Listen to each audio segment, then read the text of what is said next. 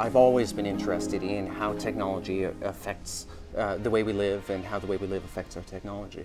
With your recent book, The Erotic Engine, you've ventured into virtual worlds and you've looked at avatar culture, and avatar culture really being, you know, the relationships between our digital alter egos in online worlds.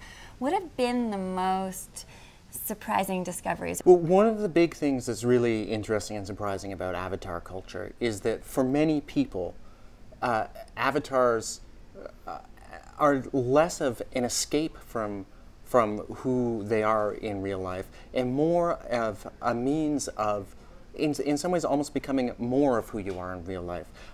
Being able to put that more overtly and being able to be yourself with other people in ways that are more intimate and more genuine in some ways than some people are capable of in their day-to-day lives.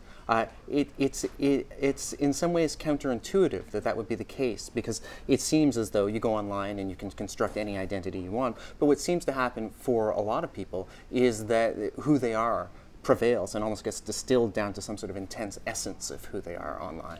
On that note too, when you do create an avatar, it is essentially you, right? You are controlling it, you are thinking for it.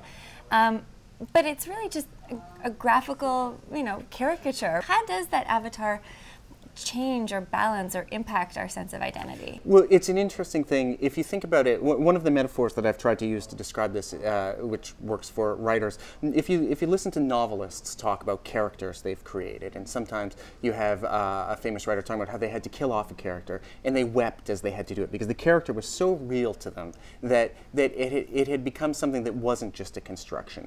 And if you take that and you turn it into, it's not just a character I created, but the character is me. The character is an aspect of me.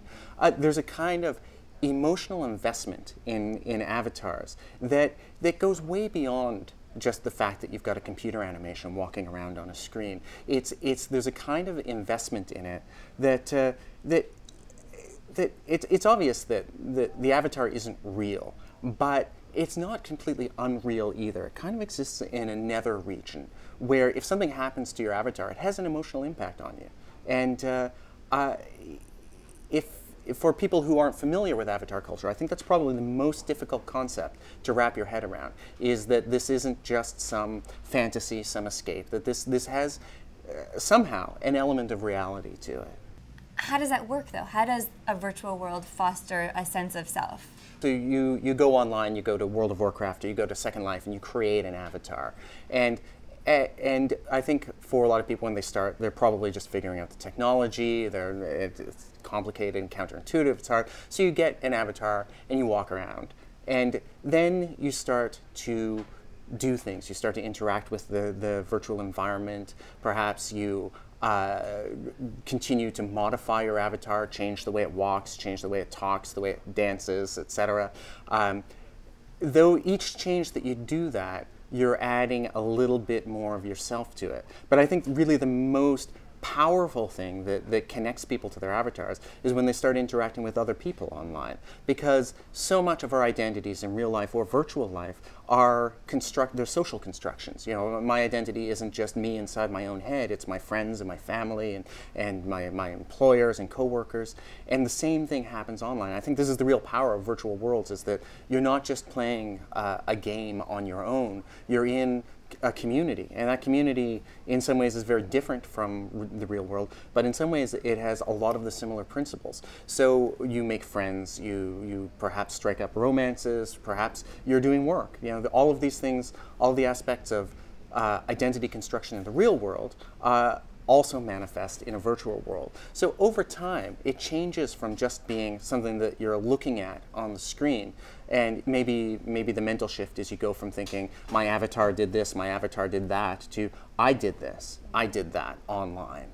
And I think that is an important shift and a real shift. And I think that's how you go from something that's essentially a bunch of polygons moving on a screen to something that's part of yourself. If you think about it a little bit historically, you know, I grew up in a village of about 250 people, and if I had done that 150 years ago, in all likelihood, my identity would have been, I would have stayed there, I probably would have married someone also from that village or a neighboring village, might never have gone anywhere else. But again, in the late 20th century, travel was one of the first ways you could reinvent your identity. So I moved from place to place. I made new friends and lost old friends. I had new relationships that ended, and then they changed to other things. I changed jobs over and over again, something else. So in that way, I was constantly reinventing myself.